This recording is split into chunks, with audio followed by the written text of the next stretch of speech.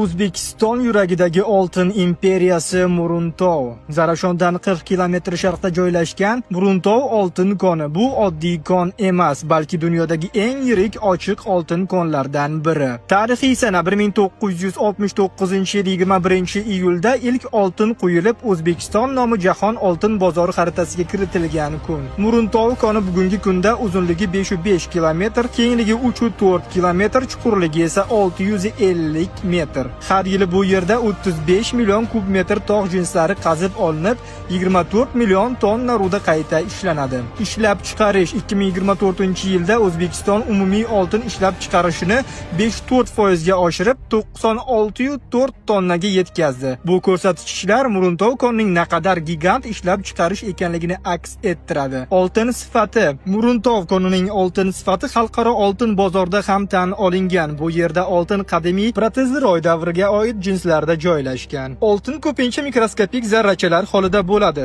Ularni olish uchun eng zamonaviy texnologiyalar ishlatiladi. Ekologik xavfsizlik. Eng muhimi, tabiatga zarar yetkazmaslik uchun ekologik xavfsizlik choralari qat'iy nazoratda. Boshqa qimmatbaho elementlar. Muruntov faqat oltin emas, bu yerda yana kumush, volfram, margimush kabi qimmatbaho elementlar ham mavjud. Rudadagi oltin miqdori. Rudada oltin miqdori har tonnada 1 dan 29 grammgacha bo'lishi mumkin. Bu jahon miqyosida ham kam uchraydigan ko'rsatkich. 1995-yildan 2006-yilgacha Zarafshan Newmont qo'shma korxonasi ham Zarafshonda faoliyat yuritgan. U hatto Navoiy kon-metallurgiya kombinatidan qolgan chiqindilardagi minerallardan ham foyda olgan. 84 million tonna chiqindidan 82 tonna sof oltin ajratib olingan. Bu esa butun dunyo oltin sanoatida katta yutuq sifatida qayd etilgan. Yangi texnologiyalar. Navoiy kon-metallurgiya kombinati Muruntov konida konveyer liniyalarini kengaytirish bo'yicha ishlarni amalga oshirmoqda. Bu ishlar konining samaradorligini oshirishga xizmat qiladi. Muruntov xalqimiz fidokorona mehnati, ilm-fan va innovatsiya uyg'unligi namunasi. Ushbu ma'lumotlarni yaqinlaringiz bilan ulashing. Ular bu yutuqlarning bevosita ishtirokchisi hisoblanadi.